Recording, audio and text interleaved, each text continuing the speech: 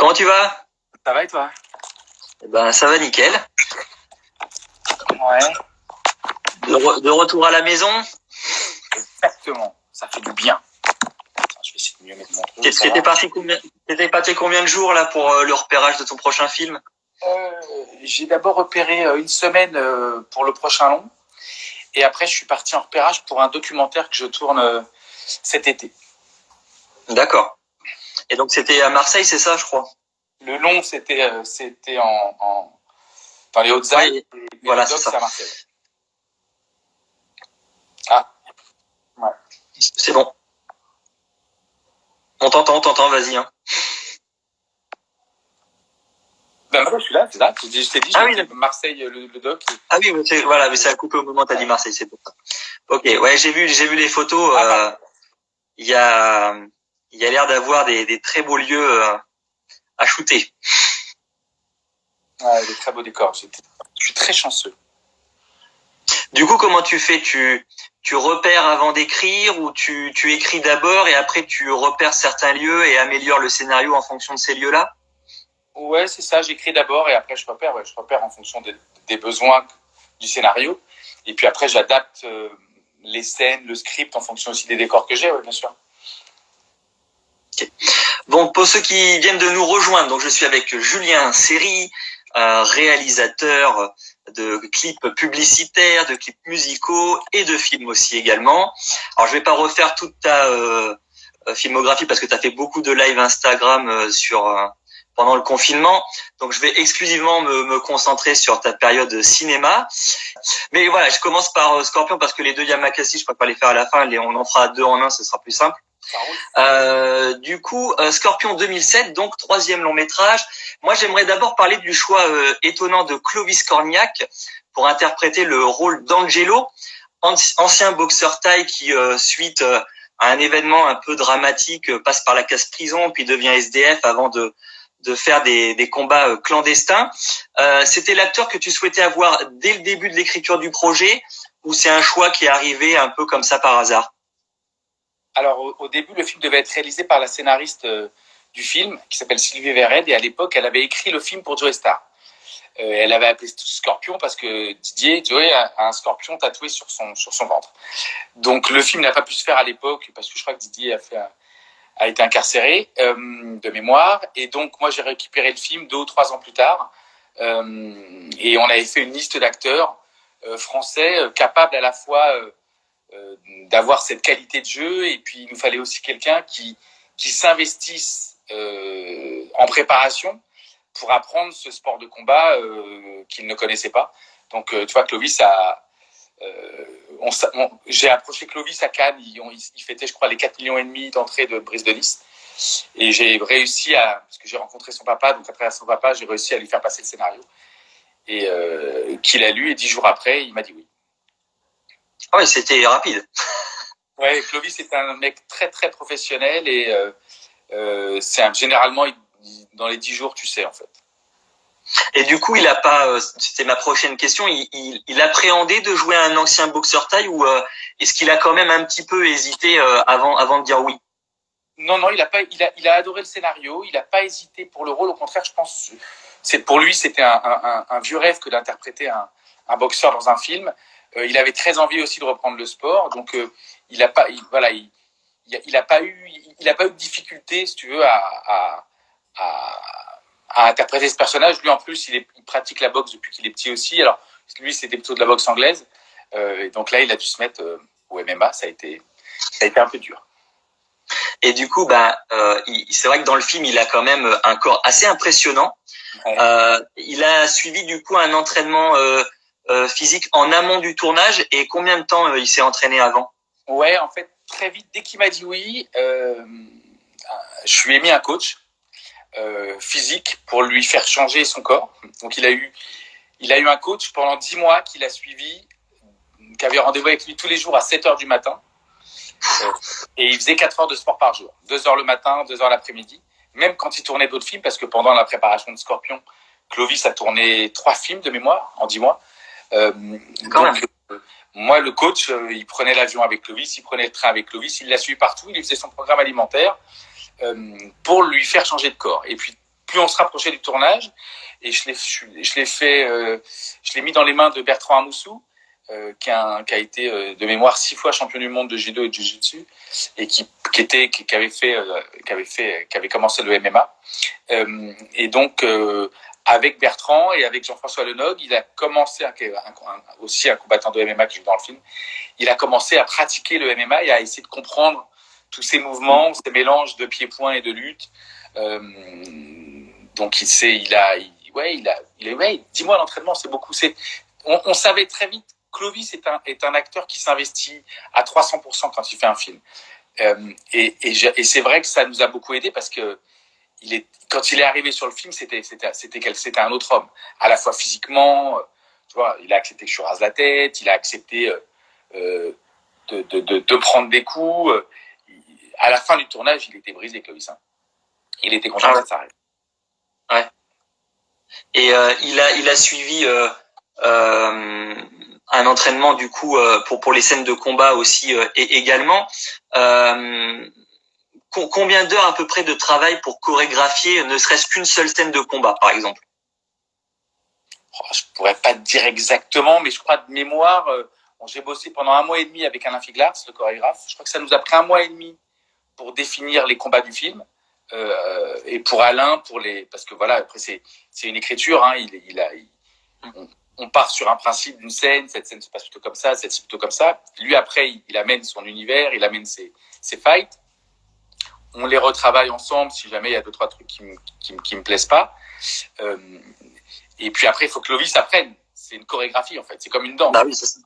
Donc il faut que Clovis apprenne tous les mouvements du combat avec des cascadeurs et puis avec les combattants avec lesquels il va devoir se fighter pendant le film. Et est-ce qu'il avait un cascadeur durant les séquences tournées ou est-ce qu'il a fait toutes les scènes de combat seul?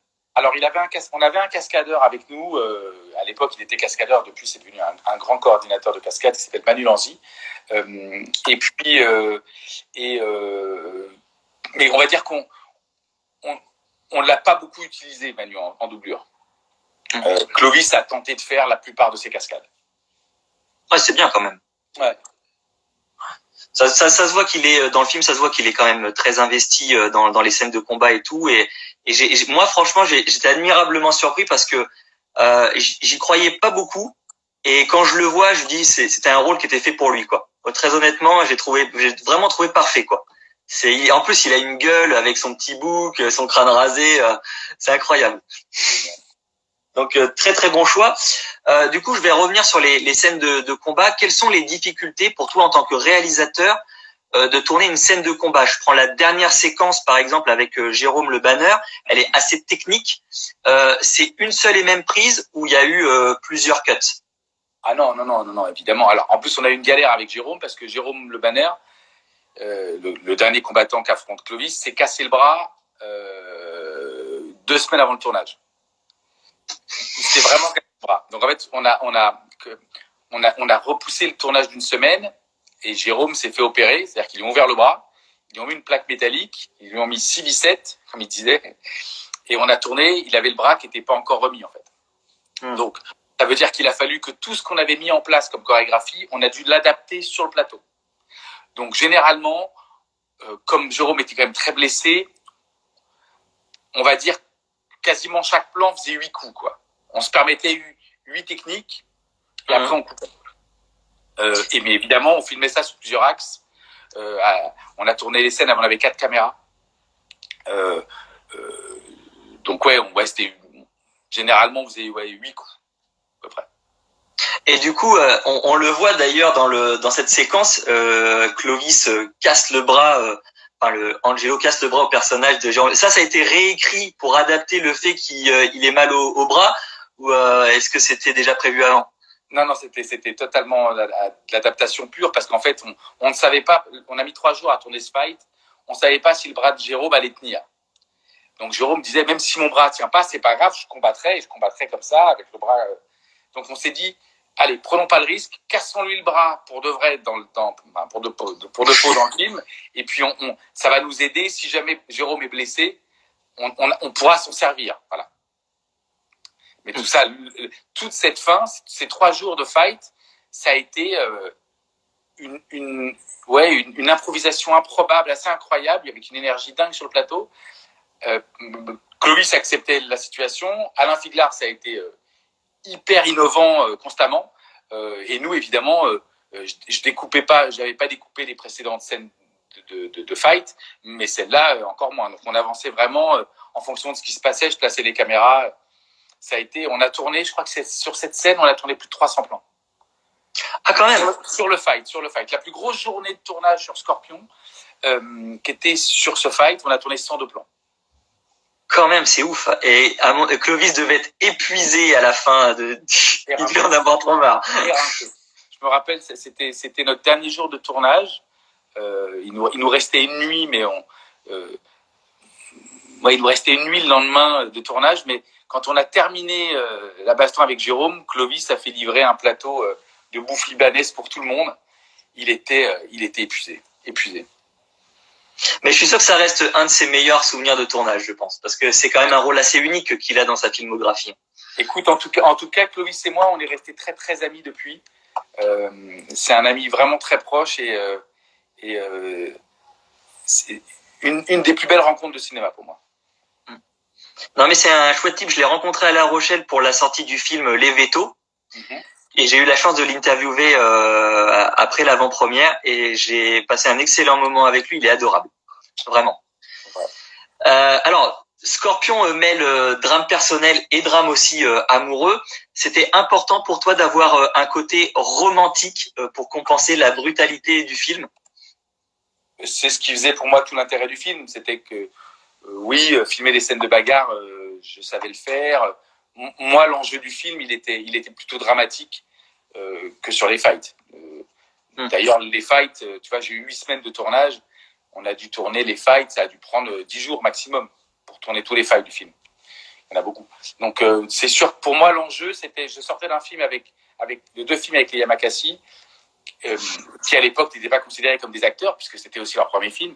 Et là, tout d'un coup, c'était la première fois que je me retrouvais sur un film où j'étais entouré d'acteurs complètement professionnels. Et qui avaient plus de métier que moi. Donc, tout d'un coup, je savais qu'avec ce film, si je le réussissais, j'allais pouvoir... on disait beaucoup de moi à l'époque que je savais pas diriger les acteurs, que je savais que faire des images, que j'étais un réalisateur de pub. Et Scorpion est venu contrebalancer tout ça. Donc, un film très important dans ma carrière. C'est marrant que tu dises ça parce que ça me fait penser un peu à Pascal Payan, du coup. On voit l'évolution entre ces 2 premiers films, On the Horizon et Stolen Season, où le jeu d'acteur, justement, il évolue encore plus avec son 2e film. Et ça me fait marrant que tu dis ça parce que les remarques que tu as eues, je suis sûr qu'il les a eues aussi, donc je viens d'y penser, ça me fait marrer. Alors, je suis pas trop calé sur le sujet, mais c'est une petite dernière question que je voulais te poser par rapport à Scorpion. Est-ce que le MMA est toujours interdit en France? Le MMA a été accepté en France il y a quelques mois, juste avant. Il me semble que c'était en novembre. Donc le MMA est légalisé en France et on pourra, je pense que dès que le Covid s'arrête, là, on va pouvoir avoir les premières compétitions de MMA enfin en France. Mais c'est des années de combat. T'imagines que moi, j'ai fait Scorpion en 2006, le tournage. À l'époque, il était interdit de parler de free fight, de dire MMA en promo. C'était interdit. Ah oui, c'est pour ça que dans le film, on l'entend pas le mot. Non, dans le film, dans le film, on le dit, je crois. Non, dans le film, on dit free fight, on le dit tout ça. Ouais. En promo, on n'avait pas le droit de le dire. C'était interdiction absolue et totale. Quand le film est sorti, en plus, on a eu très très peu de salles à Paris. On a eu 6 salles à Paris. Ce qui était assez catastrophique. Parce que le film était considéré comme un film de voyous, en fait. Et tu te rends compte qu'il aura fallu attendre 2019 et beaucoup de combats pour faire en sorte de faire accepter le MMA dans notre pays, ce qui est fou. Et j'ai tourné un documentaire sur le MMA, sur 4 combattants de MMA pour Canal+ il y a 2 ans, et qui était un documentaire où j'essayais de montrer aussi pourquoi les combattants se sentent plus libres dans la cage qu'à l'extérieur. Donc pour montrer une autre facette de. Donc c'est fou de se dire, t'imagines, 2006, 2019, improbable. Pour nos pour le pays. Tu penses que tu as un peu contribué à cette légalisation? Écoute, je sais que mon documentaire a beaucoup servi, oui, à la fin, là, pour montrer justement que les combattants de MMA ne sont pas des des hommes et des femmes assoiffés de sang et de victoire et de chair. Le documentaire, il s'appelle Les Combattants, c'est ça? Il s'appelle Combattant. Combattant, ouais. Je l'ai pas encore vu. Je te l'enverrai. Du coup, on va parler de ton 4e film, si je suis bon, c'est Night Fair. Ouais. Alors, comment t'es venue l'idée de cette histoire autour des... Alors moi, ce film, je l'ai adoré. Je te l'ai dit. Comment t'es venue l'idée de cette histoire autour des drivers qui ne réclament pas vengeance, mais vont enseigner un art qui remonte au 15e siècle, si mes souvenirs sont bons. En fait, à l'époque, je voulais arrêter le cinéma, donc j'avais annoncé à 2 de mes meilleurs potes que j'allais arrêter le cinéma, et puis en fait, ils m'ont dit qu'on allait tourner un film cet été. On était au mois de juin, ils m'ont dit on tourne au mois d'août. Donc on a cherché un pitch qui nous paraissait assez facile pour lancer une prod où on savait qu'on n'allait pas avoir beaucoup d'argent. Et un ami à moi, Taroubi, cette histoire lui est arrivée il y a quelques années. Il m'a raconté qu'un soir, il a fait un taxi basket et en fait qu'il a flippé toute la nuit parce que de sa fenêtre, il voyait que le taxi rôdait dans le quartier à sa recherche. C'est ouf. On s'était dit putain, que ça ferait une super idée pour un film. Et donc, tout d'un coup, quand on a décidé de faire un film, parce qu'on ne savait pas qu'on allait faire Night Fair, on a décidé de faire un film. Donc, j'ai pitché cette idée à Pascal et Paul, qui m'ont dit super pitch, c'est parti, on écrit le scénario. Et moi, ce que je trouve dingue, c'est que le scénario, il part d'une histoire assez classique, mais le dernier tiers du film renverse tout, quoi. Et j'ai trouvé ça super intelligent et je crois que c'est un des meilleurs twists que j'ai vu dans un thriller. J'ai trouvé ça admirable. Génial. En fait, en le tournant, quand on a écrit le scénario n'avait pas cette fin-là au départ. Et en fait, quand j'ai commencé à tourner le film, le scénario au départ, c'était vraiment un pur slasher, quoi. Il y avait cette idée de mec qui voulait essayer de leur expliquer de quelque chose, mais bon, c'était possible de développer. Et puis, en fait, en tournant, je suis tombé complètement amoureux du personnage de Driver. Je me suis dit, mais en fait, ce mec est un super-héros. Donc, j'ai commencé à le filmer comme un super-héros. Et en fait, on a décidé de ne pas tourner la fin où on savait qu'elle allait être assez déceptive. On est parti en montage. J'ai monté à peu près 55 minutes de film. Et après, on est reparti en écriture pour réécrire toute la fin. Et donc, 2 mois après la fin du tournage principal, on est retourné en tournage pour tourner toute cette dernière partie complètement folle. Alors là, je vais pas spoiler parce que j'ai vraiment envie que les gens, s'ils l'ont pas vu, le découvrent. Mais vous allez voir, si vous le voyez, la fin est juste géniale. Alors le sport a une place importante dans tes films. Ici, c'est un vecteur de rédemption pour les prisonniers de chaque driver, eux-mêmes anciens prisonniers d'autres drivers, etc. C'est aussi le message du film que le sport et la discipline peuvent sauver ou tout du moins peuvent faire changer une mentalité. Écoute, moi je voulais faire un film sur les valeurs. Mon film préféré, c'est Les 7 samouraïs. Je pratique les arts martiaux depuis que je suis tout petit. J'ai été éduqué avec les valeurs martiales. Et je trouve que ces valeurs n'ont plus cours à notre époque. Et personnellement, ça me manque. C'est ce qui fait que parfois, je me sens un peu en décalage dans la société dans laquelle on vit. Donc oui, j'ai eu envie les arts martiaux nous apprennent à la fois l'art du combat et l'art de penser. Donc le Bushido, le livre des samouraïs, est devenu presque mon livre de chevet depuis des années. Et donc c'est vrai que cette éducation martiale que j'ai reçue infuse dans tous mes films. C'est vrai. Ouais. Pour expliquer le concept des drivers, il y a un petit passage animé dans le film où on retrace leur origine. C'est un passage que moi personnellement j'ai adoré visuellement parlant. L'animation était prévue dès le départ ou c'est faute de budget pour la réalisation en live action, vous vous êtes rabattu sur l'animation? Alors d'abord, comme je t'ai dit, la fin, c'était pas celle-là au départ, donc voilà. On n'a pas du tout pensé à cette fin-là. Et puis de toute façon, quand on a réécrit cette dernière partie du film, 1544, on pouvait pas faire un film d'époque, on n'avait pas une thune. Donc on s'est rabattu sur l'animé. Donc on a fait appel à Stéphane Levallois, qui est un des plus grands designers français qui travaille pour Hollywood non-stop, et à David Bonenfant, et on leur a dit voilà ce qu'on veut raconter, aidez-nous à raconter ça avec 3 francs 50. Et on a créé cet animé en 3 mois, je crois. On a dessiné et livré, quoi. Ah, c'est long quand même pour seulement quelques minutes. Hein. Bah, le truc, c'est qu'on avait tellement peu d'argent que Stéphane dessinait à ses heures perdues. Ah oui. Voilà, parce que Night Fair est un tout petit budget. Je pense que le budget de Night Fair, c'est le budget PQ d'un Fast and Furious, si tu veux. Donc, voilà. Il y a Sabrina qui demande c'était quoi la fin originelle de Night Fair. Je sais pas si tu peux le dire, mais... Si, la fin, en fait, le driver mourait enflammé, en fait.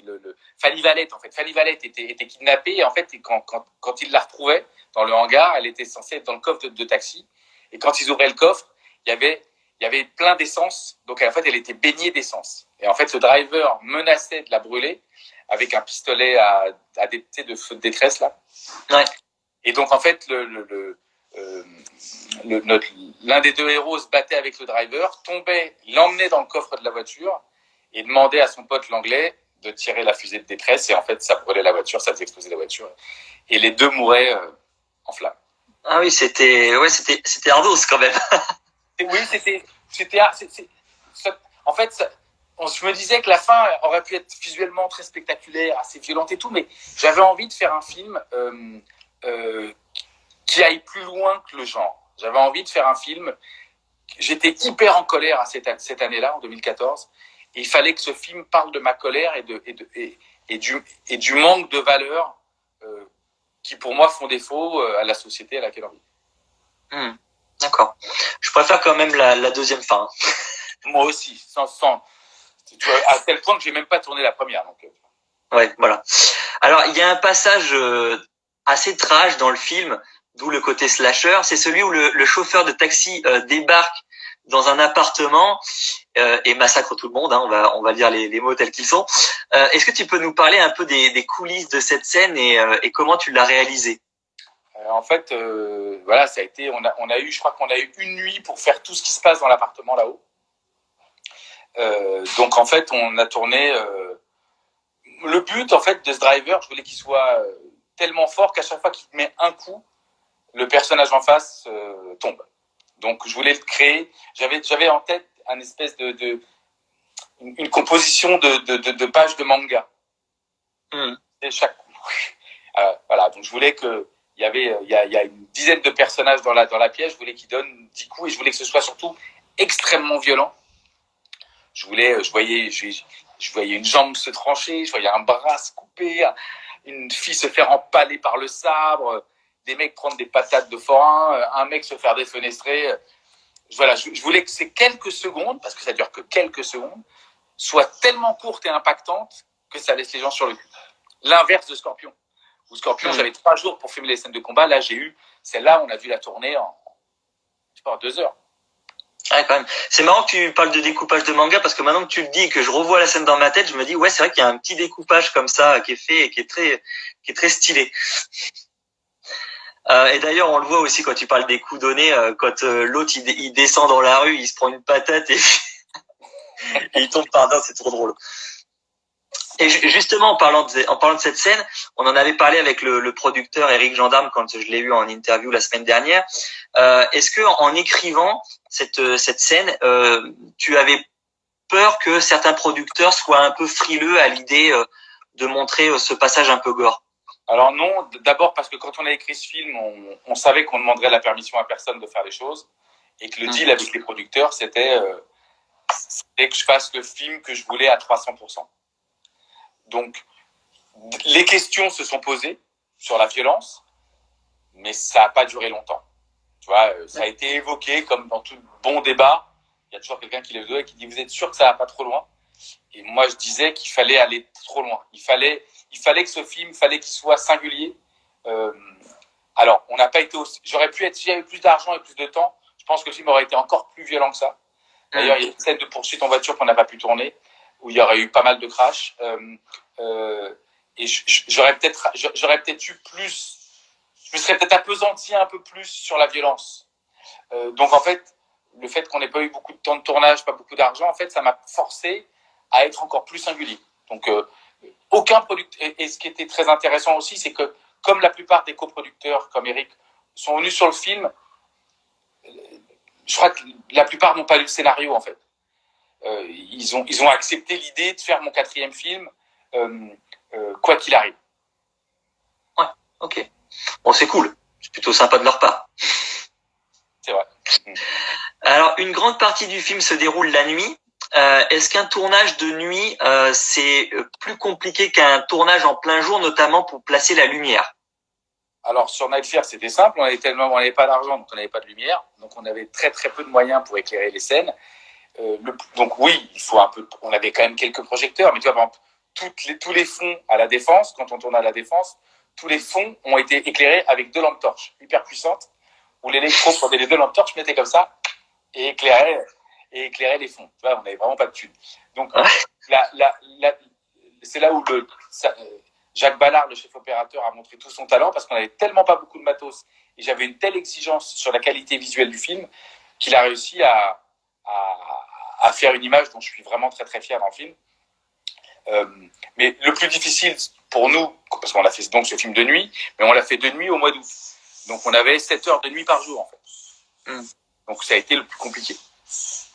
Il faisait chaud à l'époque sur le tournage parce que c'est comme ça. Et figure-toi qu'il a fait hyper froid tout le mois d'août et que j'avais mon bonnet sur la tête tout le temps. J'avais même souvent une doudoune.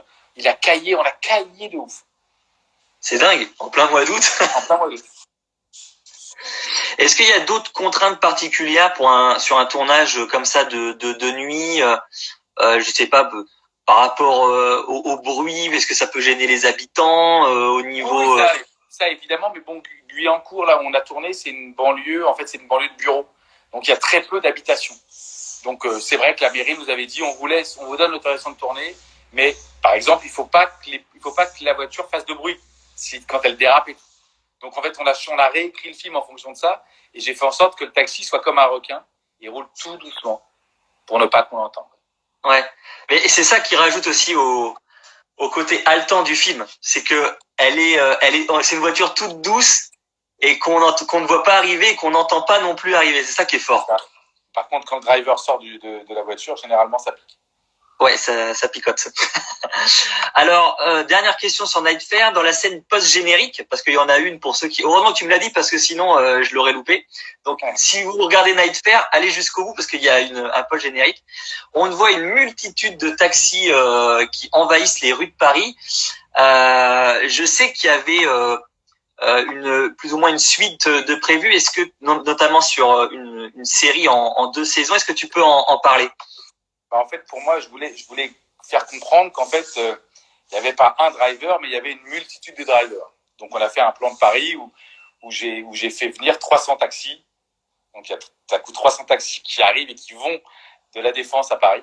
Et c'est vrai que mon idée, c'était de me dire, je voulais créer une ligue de super-héros. Alors, des super-héros un peu déviants, bien sûr, puisque les mecs sont très violents. Mais surtout, je voulais si on avait pu faire le 2, j'aurais voulu parler de cette armée de l'ombre dont le but était d'anéantir toute corruption. Et ça, je crois savoir que ça partait plus ou moins en couille, puisqu'il y avait le chef, tu m'avais dit, qui allait prendre un peu... Alors en fait, c'était je voulais faire une série Nightfare qu'on a proposée à Netflix et ça s'est pas fait. Le but, c'était, la première saison, c'était en gros, les drivers prennent le contrôle du monde, puisque en fait, chaque épisode de la série se serait passé dans un pays différent, nous montrant des drivers différents, dans des pays avec des religions différentes, des cultures différentes, des moyens de pensée différents, mais tous avec le même but. Et à la fin de la saison 1, les drivers auraient pris le contrôle, quelque part, politique du monde. Mais leur chef serait, devant autant de pouvoir, serait devenu fou. Voilà. Et saison 2, voyant que les mecs deviennent fous, notre héros aurait décidé de quitter l'équipe, la team, la ligue, et en fait tous les drivers se seraient retournés contre lui. Donc le mec serait devenu un paria en voulant défendre le réel code moral sur lequel il a appris à devenir un driver. À peu près, c'est ça. C'est super intéressant. Je regrette tellement que ce soit pas fait avec Netflix, mais bon, c'est comme ça. Et il y a Orchol qui nous dit sponsorisé par Uber, ça aurait pu. Ouais, ça aurait pu. Mais là, il n'y avait pas Uber, il a un petit Sims Taxi sur le toit. D'ailleurs, alors, moi, je savais pas qu'il y avait 300 taxis qui étaient venus comme ça sur le tournage pour ce plan. Il n'y a pas 300 taxis, on n'avait pas l'argent pour faire 300 taxis. Bah voilà, du coup, c'est ça que j'allais te poser. J'ai acheté le modèle 3D de la voiture. Voilà. Et on l'a dupliqué 300 fois. Voilà. On le fait arriver de partout dans le plan et on n'a pas de thunes, mais quand on a fait le film avec zéro. Ah oui, c'est ça. Parce que je le voyais, j'allais te poser la question justement, parce que ça se voit que c'est des images de synthèse. Du coup, je me suis dit, voilà, mais j'ai ma réponse. Du coup, alors on va revenir maintenant sur tes deux premiers films, Yamakasi, le premier en 2001 et Les Fils du Vent en 2004, si je dis pas de bêtises. Avant, je voulais savoir si tu avais conscience de l'impact que ces films ont eu sur les jeunes, notamment de ma génération, qui les ont découverts à l'adolescence et qui se sont lancés ensuite dans le parcours grâce à tes films. Alors, j'en ai conscience parce que j'ai 2 enfants qui ne font que ça. D'ailleurs, il y en a un qui s'entraîne en bas, là, dans la salle de sport. Donc oui, et puis on s'est bien rendu compte que ce film est devenu... évidemment, on ne se doutait pas du tout qu'il y aurait un tel impact. Maintenant, il n'y a pas un film d'action ou un Marvel sans qu'il y ait du parcours dedans, quoi. Donc, c'est vrai que... Et on m'en parle partout où je vais, parce que j'ai beaucoup voyagé avec mes films, donc partout où je vais, on me parle de ces films-là. Tout le temps. Même dans la rue, on t'arrête.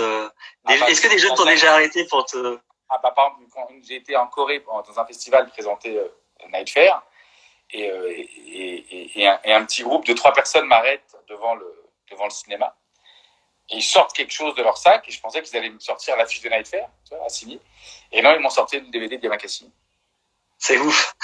Mais c'est ouf, on était en 2015, Yamakasi, je l'ai tourné en 2000, et tu dis, les mecs, ils pensent encore à ce film, quoi. C'est dingue.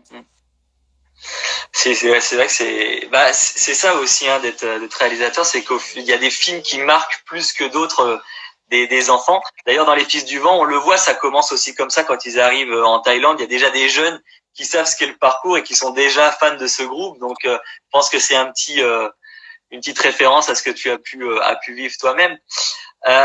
Donc je le disais, le premier volet sorti en 2001. Moi, j'ai beaucoup aimé le côté intimiste de ce premier opus où les Yamakasi vont devoir trouver 400 000 francs pour sauver un jeune garçon qui doit se faire greffer du cœur. Tu es aussi scénariste sur le projet aux côtés de Luc Besson notamment. Et j'ai remarqué que ce film, il était quand même assez typique des productions EuropaCorp, dans sa structure narrative tout du moins. Comment vous est venue justement l'idée de faire ce film sur le parcours? Alors en fait, les Yamakasi à l'époque avaient fait un reportage sur France 2 qui avait cartonné.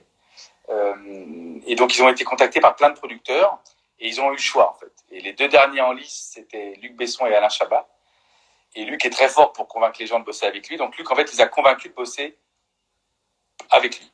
Et moi à ce moment-là en fait j'avais signé avec Luc 3 films. On avait un deal de 3 films et en fait mon premier film s'appelait La Trappe. C'était un thriller politique sur lequel on travaillait. On bossait sur une réécriture de mon scénario. Quand un jour Luc m'appelle, me dit écoute, débarque à mon bureau, je voudrais te proposer un truc. Donc je suis arrivé dans son bureau, il me reparle de ce reportage avec les Yamakasi et il me dit je te raconte l'histoire. Donc il me pitch l'histoire qu'il veut faire et il me dit est-ce que ça te dit de le faire, mais si tu me dis oui, on tourne dans 6 mois. Et j'ai dit bah ouais, je dis ouais, ok. Ouais. Mon film fétiche c'est les 7 samouraïs, donc là j'allais faire les 7 samouraïs des temps modernes, c'était parfait. Et donc j'avais dit à Luc je veux bien le faire, mais à une seule condition, je veux l'écrire. Et il m'avait dit mais ah ouais, et pourquoi? Et je lui ai dit parce que je peux aimer aller voir Taxi au cinéma, mais moi j'aimerais pas le faire Taxi. Donc je veux faire mon film, je veux écrire ce film. Et moi ce que j'ai tenté de faire avec Yamakasi, je voulais montrer une banlieue où c'était pas la déglingue. C'est-à-dire que moi j'ai grandi en banlieue, mais moi j'ai pas de casier judiciaire, j'ai jamais fait de conneries. Voilà. Et je disais que la banlieue c'était aussi ça. donc je voulais montrer une banlieue qui soit tout sauf New York 97. Je caricature un peu, mais voilà. Donc Luc m'a dit ok, pars écrire. Donc je suis parti écrire avec mon co-auteur avec qui je bossais beaucoup à l'époque, qui s'appelle Philippe Lyon, et on a écrit ce script avec Philippe. Luc n'a jamais fait une réunion d'écriture avec nous, il l'a signé pourtant, mais Luc avait son rôle de producteur, c'est-à-dire que dès qu'on lui donnait une version, on faisait des réunions, on débattait, il nous orientait. Et Luc est très fort en construction de scénario. Donc le film était, c'est vrai, il avait la touch, la construction Europe Accord, Pilou Production à l'époque, mais le film surtout, c'était un film encore une fois sur les valeurs. Donc ce film me ressemblait énormément. Et le film, quand j'ai été licencié du film, en plein tournage, Luc est revenu à ses démons, et de mon scénario, il en a fait à mon sens, un film qui s'oriente trop vers un côté taxi, quoi. Puisque moi, mes personnages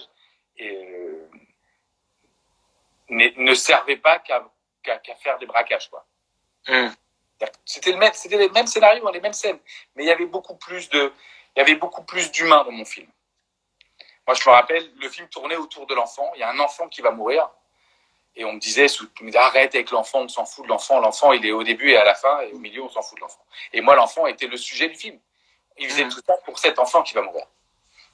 Ah ben, moi, tu parles de la banlieue, et c'est vrai que j'ai pas, dans le film, ce qui m'a étonné, c'est que justement, on tombe pas dans les clichés. Je veux dire, il y a beaucoup de solidarité entre les habitants du quartier. Il y a beaucoup d'amour qui se dégage. Même le flic qui est arabe et qui pourrait être considéré comme traître, arrive à se faire sa place dans ce groupe, tout en aidant de son côté. Et ça, c'est vrai que ça m'a beaucoup étonné de pas retrouver les clichés du film français habituel sur la banlieue et tout ça. Et ça, c'est top. Bah, je voulais montrer une banlieue où il faisait bon vivre. Et ça a été beaucoup, on me l'a beaucoup reproché à l'époque, même des potes à moi. Alors je leur disais, mais les décors, là, je les ai pas inventés, là. J'ai pas nettoyé les rues, hein. C'est la banlieue. Mais j'ai choisi des endroits où il faisait bon vivre. On n'a jamais été attaqué, on nous a jamais volé de matériel, les gens venaient nous voir, sortaient des fenêtres et étaient contents de nous voir, à part sur la première scène d'escalade du film où là on a eu quelques soucis. On va en parler. Mais à part ça, ça a été un tournage, à part mon licenciement qui a été complexe, mais à part ça, voilà, on a fait ce film en banlieue, quoi.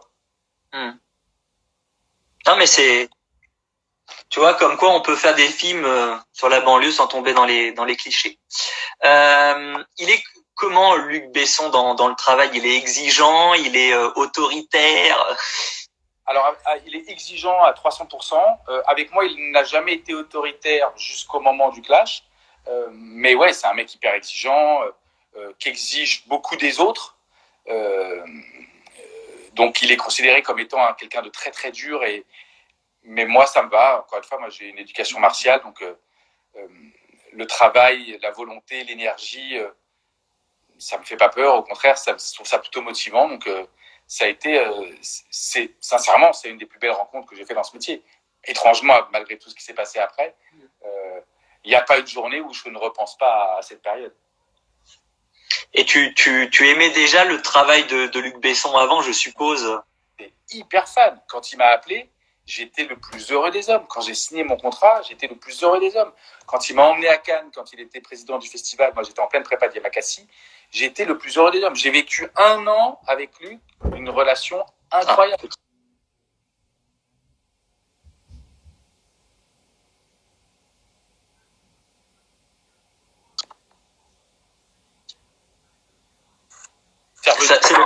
Ouais. Donc tu disais quand tu es parti à Cannes avec lui. Ouais, moi j'ai vécu, c'était idyllique. J'ai adoré. T'imagines, j'avais 3 films de signer avec Luc. Moi, j'étais parti pour 5 ans, quoi, tu vois. Tu devais être fier. J'étais hyper fier, hyper heureux. C'est un mec qui m'a, voilà, il était présent quand j'avais le moindre doute, il était présent. Voilà. Enfin, encore une fois, toute cette période-là, pour moi, était idyllique. Alors, on en parlait tout à l'heure. il y a la scène d'ouverture de Yamakasi qui est assez impressionnante. Je voulais savoir si les acteurs avaient réellement escaladé cet immeuble de 24 étages, je crois, sans protection, ou s'il y avait des mesures prises, et si oui, lesquelles? Alors en fait, oui, on a tourné cette scène pendant 5 jours, et tous les matins à l'aube, pendant 5 jours, on avait 20 minutes où les Yamakasi montaient. Et moi, chaque matin, je changeais mes positions de caméra. Et ils avaient une seule sécurité, ils avaient un filin comme ça, plus fin que mon doigt, qui passait devant eux en fait. Donc ils étaient tous attachés, retenus sur le toit. En cas de chute, ils auraient été, retenus. Et comment tu fais pour filmer cette scène? Est-ce que tu es de loin, je sais pas, en hélico, pour les plans larges, comment ça se passe? Hélico, non, on n'avait pas l'argent ni d'autorisation, donc on a tout fait. J'ai fait construire, à l'époque, on tournait en 35 mm avec des grosses caméras, j'ai fait construire un travelling mécanique sur la façade de l'immeuble.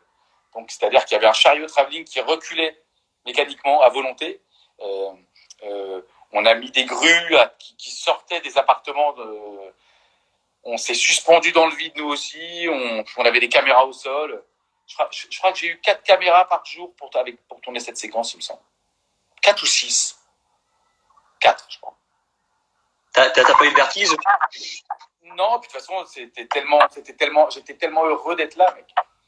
Je faisais mon premier long métrage, j'avais 27 ans, j'étais 26 ans, 27 ans, c'était une chance incroyable. J'ai eu une chance incroyable. Donc, j'oublie tout, quoi. J'avais tout oublié, c'était fou. C'était. Alors, je sais pas si la plupart sont acteurs ou ils sont simplement sportifs. Mais les mecs n'avaient jamais vu une caméra de leur vie. C'était notre premier film à tous. Moi, c'était mon premier long, mais pas mon premier film. Puisqu'à l'époque, j'étais une petite star de la publicité. J'avais déjà tourné 50 pubs, j'avais gagné des prix dans le monde entier. Donc, c'était mon métier de faire des films. Mais c'était mon premier long. Mais les Yamakasi, c'était la première fois qu'ils se retrouvaient devant une caméra. Et quand tu leur as dit, la première scène, c'est on va escalader un immeuble de 24 étages, comment ils ont réagi? Ah oui, c'était comme des ouf. Ouais. La première scène qu'on a tournée du film, de mémoire, c'est le moment où ils arrivent devant l'immeuble. Ils sont là, ils sont comme ça, ils sont juste avant d'escalader. C'est la premier plan, je crois, qu'on a tourné du film. Bon, ça va, l'immeuble n'est pas trop difficile à escalader, il n'y avait pas trop de. Ça reste quand même. Je vais t'y emmener, tu vas Je sens qu'on va rigoler. Ouais, moi aussi. Alors, dans Yamakasi, il y a une scène de course-poursuite sur les toits de Paris. Dans Les Fils du Vent, on trouve une scène similaire sur le toit de Londres, sous forme de jeu entre Yamakasi. D'un point de vue logistique, comment on organise ce genre de scène, J'imagine qu'il faut des dérogations. Ah bah oui, il faut les autoriser. Oui, évidemment, tu vas sur le toit des gens. Donc à Londres, à Paris, ça a été tourné sur le toit de la Fnac des Ternes, et à Londres, on était sur le toit d'une école. Il y avait plein d'immeubles, donc en fait, ça nous permettait de faire ce foot parcours. Parce que dans Les Fils du Vent, ils jouent au foot avec une balle, entre immeubles. Donc oui, c'est des autorisations, des répétitions, de la sécurité évidemment, parce que chaque saut est dangereux et risqué. Et voilà, on a ces quelques jours de tournage. Tu vois, là, il me semble que la scène de foot parcours à Londres, je crois de mémoire que j'ai eu quasiment une semaine de tournage, tu vois. Ah, c'est bon. Ah, ben, chaque truc, chaque fois que tu déplaces la caméra, c'est un bordel. Chaque fois qu'il y a un saut, bah, faut faire attention parce qu'on ne pourra pas le faire 3-4 fois parce que chaque atterrissage, il risque de se blesser. Et la scène dure quelques minutes en plus, tu vois. Et comment on organise ce genre de scène en amont? Tu fais des repérages, tu dis voilà, on va suivre ce parcours-là, ils vont sauter ici, puis ils vont rebondir à tel endroit, etc. Exactement, on fait une espèce de... ça, c'est une séquence que j'avais storyboardée intégralement pour gagner du temps, quoi. Voilà, on a tourné... on est resté... donc on a été à Londres parce que le film était une coproduction avec l'Angleterre et je crois que je suis resté 1 mois et demi à Londres. Tu vois. Quand même. Ouais. Après le tournage, ouais, ça devait être ça. Je crois. Ouais, je sais plus très bien. Enfin, 3 semaines, je crois. Non, pardon, c'était 3 semaines. Je me rappelle de 3 semaines de prépa et de tournage. Et d'un point de vue technique, Comment ça se passe ils font des répétitions aussi, eux aussi, sur le parcours qui est déjà... oui, ils font quand même en studio, ils répètent... On va sur les toits et on répète sur place pour se rendre compte de ce qui est possible, ce qui n'est pas possible, me dire si le saut que j'ai visualisé il est possible ou si je dois m'adapter et faire autrement. Non, ça demande un vrai travail parce que j'ai eu aucun blessé sur le film. Sur le film, j'ai eu aucun blessé et il n'y a pas eu de blessé alors que même sur les Fils du Vent, la séquence de baston sur les bambous était très dangereuse. On a tourné ça pendant 12 jours, c'était galère, aucun blessé. Ça veut dire qu'on a bien travaillé en amont, que tout était bien calé, tout était bien prêt. Tout le monde savait ce qu'il avait à faire. Et, ouais. Et est-ce que ça t'est déjà arrivé qu'ils te disent ce saut-là, je le sens pas, ou il est trop complexe, on risque de se blesser, il vaut mieux changer? J'ai pas de souvenir de ça, mais ça a sûrement dû arriver. D'accord. Mais de toute façon, moi je dis toujours, moi quand je suis sur un plateau, je m'adapte aux acteurs. Le plus important pour moi, c'est le bien-être des acteurs. Et s'ils sentent pas un saut, je les ai jamais forcés à faire quelque chose. Et de toute façon, ils seraient pas laissés faire. C'était quand même 7 gaillards. C'est des athlètes de haut niveau, les mecs. Hein. C'est pas des rigolos. Hein. C'est des vrais sportifs. Ils sont incroyables. C'est vraiment des gens pour qui j'ai tellement de respect. On est restés amis depuis ces 2 films d'ailleurs. C'est mes amis pour la vie. Hein. Ouais, j'allais te demander si tu as des contacts encore avec eux régulièrement. Je rêve d'ailleurs. J'ai pendant des années essayé de faire un 3e film parce que je leur disais, quelque part, on n'a pas réellement réussi nos 2 premiers, donc je pense que ce serait bien qu'on en fasse un 3e, mais le groupe s'est dissous, donc on n'a pas pu le faire, mais j'aurais adoré faire un 3e film avec eux. T'avais déjà un speech en tête? Ah ouais, j'ai travaillé avec eux sur un projet qui était un espèce d'Expandables Yamakasi, quoi. C'était les papis Yamak, quoi. Ils ont vieilli, et puis un jour, il y a des mecs il y a les flics débarquent chez eux, ils les arrêtent un par un, on les amène au commissariat, on leur dit alors les gars, vous avez remis le couvert? Nous, non. Moi, je suis gardien, moi, je suis chef de la sécurité au Prise Unique. Et en fait, on leur montre une vidéo où on voit des mecs faire des braquages comme eux. Et mais les mecs disent, mais ça, c'est pas nous, ça. On dit, ah, ça, c'est vous, ça, pour nous, c'est vous, ça. Et en fait, les Yamaks sortent du commissariat en se disant, bon, on n'a pas le choix. Si on ne va pas arrêter ces mecs-là, on pensera toujours qu'on est les coupables. Donc, en fait, ils se remettent à l'entraînement et ils partent chasser ce nouveau groupe de Yamakasi. Et c'est en fait la confrontation entre l'ancienne génération et la nouvelle. Ça devait être intéressant, ça. J'aurais adoré faire ce film. Vraiment, j'ai tout fait pour que ce film existe. Je me suis pris la tête avec eux. J'ai essayé de les convaincre. Ils ont jamais voulu. Bon, peut-être d'ici quelques années, on ne sait jamais s'ils sont nostalgiques. On devient vieux. Ils sont tellement forts. T'as pas idée. Physiquement, ils sont incroyables. Alors, je ne sais pas si tu peux trop en parler, mais tu l'as dit tout à l'heure, tu l'as évoqué, sur le premier Yamakasi, c'est Ariel Zetoun qui a repris la réalisation. Est-ce que tu peux expliquer pourquoi tu es parti de ce projet? Alors, je suis pas parti, j'ai été licencié, j'ai été viré de mon premier film pour incompétence. On m'a jugé incompétent. Après 6 semaines de tournage, vous avez fait quand même des scènes assez incroyables, dont je suis très fier. Bref, et en fait, donc j'ai fait un procès que j'ai gagné, donc je suis redevenu le réalisateur du film officiellement et légalement. Et voilà, on avait un désaccord sur la direction que prenait le film. Moi, encore une fois, je faisais un film sur les valeurs, je faisais un film de samouraï. Et pour moi, on fait un film de Pokémon. Je caricature un peu, mais voilà. D'accord. Et sur le deuxième, tu as eu beaucoup plus de liberté ou c'était quand même assez contrôlé encore? Alors, j'ai eu beaucoup. Alors, d'abord, c'est pas Luc qui a produit Les Fils du Vent, mais le deuxième a été beaucoup plus difficile à tourner que le premier, car j'ai eu plus de soucis avec les deuxièmes producteurs que j'ai eu avec Luc. D'accord. Ça a été terrible. Et je crois que tu m'avais dit qu'il y avait 32 scènes coupées déjà avant le tournage, je crois. 4 jours de tournage, la prod a coupé 32 scènes du film, du script. Donc on savait que le film était... On démarrait, le film allait être bancal. D'accord. Donc, voilà. Moi, c'est vrai que personnellement, même si j'ai beaucoup plus de tendresse pour le premier, parce qu'il y a ce côté plus intimiste que j'aime avec ce jeune garçon et tout ça. Ouais, je te l'avais dit. Là, on voulait faire une fresque. On a les yeux plus gros que le ventre. On voulait faire une fresque. C'était un espèce de... Je criais mon amour pour les films asiatiques, pour les films de sabre, mais on a mélangé trop de choses. Il y avait le parcours initiatique, le sport, les enfants, les arts martiaux, une histoire d'amour, une histoire de yakuza et de triade. Je pense que j'ai eu les yeux plus gros que le ventre sur ce projet. C'est vrai que ça se ressent un petit peu malgré tout. C'est un petit peu dommage, mais bon, ça arrive. Hein, on fait tous des erreurs. Hein. Exactement. Je vais te poser une dernière question. Quel souvenir tu gardes de ton expérience sur le Yamakasi?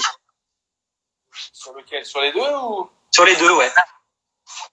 Écoute, sur ces deux films, j'ai eu la chance de côtoyer des gens incroyables.